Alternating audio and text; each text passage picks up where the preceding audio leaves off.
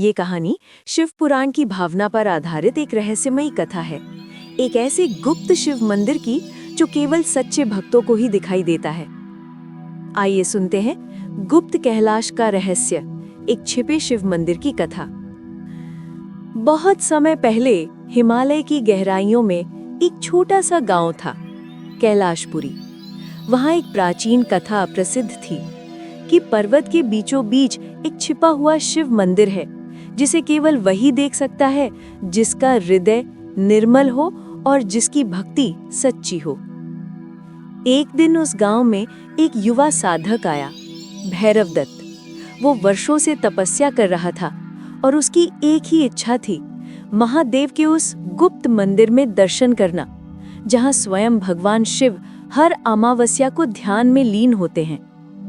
गांव के वृद्धों ने कहा, उस मंदिर तक पहुंचना असंभव है पुत्र।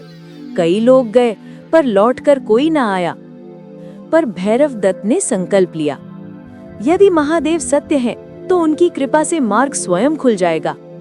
वो अकेला निकल पड़ा, घने जंगलों से, बर्फीली नदियों से और तीखे पर्वतों से गुजरता हुआ। तीसरे दिन की रात जब उसने महामृत्युंजय मंत्र का जाप किया, तभी एक नीली ज्योति उसके सामने प्रकट हुई। उस ज्योति से एक दिव्य वाणी आई, भैरव दत्त, इस प्रकाश के मार्ग पर चलो, पीछे मुड़कर मत देखना। वो चलता गया और अंततः वो एक चट्टान के सामने पहुंचा, जो साधारण आंखों को सिर्फ पत्थर जैसी लगती थी।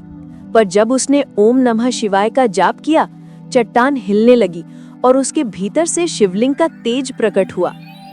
उसके भीतर प्रवेश करते ही चारों ओर रुद्राक्षों की माला, गंधर्वों का संगीत और गंगा की जलधारा बहती दिखाई दी। वो स्थान किसी दूसरे लोक की तरह था, न अंधकार था न प्रकाश, बस शांति और दिव्यता। वहां शिव स्वयं ध्यान में लीन थे, नीलकंठ रूप में, और उनके चारों ओर भूतगण और नंदी पहरा दे रहे थे। भैरव दत्त ने नतमस्तक होकर प्रणाम किया। शिव ने आंखें खोली और मुस्कुराकर कहा, भैरव दत्त, ये मंदिर न पत्थरों का है न मिट्टी का, ये भक्ति और सत्य का मंदिर है। जब कोई मनुष्य अपने भीतर के अंधकार को जीत लेता है, तब उसे ये गुप्त मंदिर दिखता है। भैरव दत्त ने वहीं ध्यान में लीन होकर जीवन व्यतीत किया। कहते हैं आज भी अमावस्या की रातों में जब कोई सच्चे मन से शिव का ध्यान करता है, तो उसे दूर हिमालय की बर्फ में एक नीली ज्योति चमकती दिखाई देती है। वही है उस गुप्त शिव मंदिर का संकेत। गुप्त कैलाश की कहानी का सार यही है कि सच्ची पवित्रता कहीं बाहर किसी जगह पर नहीं मिलती।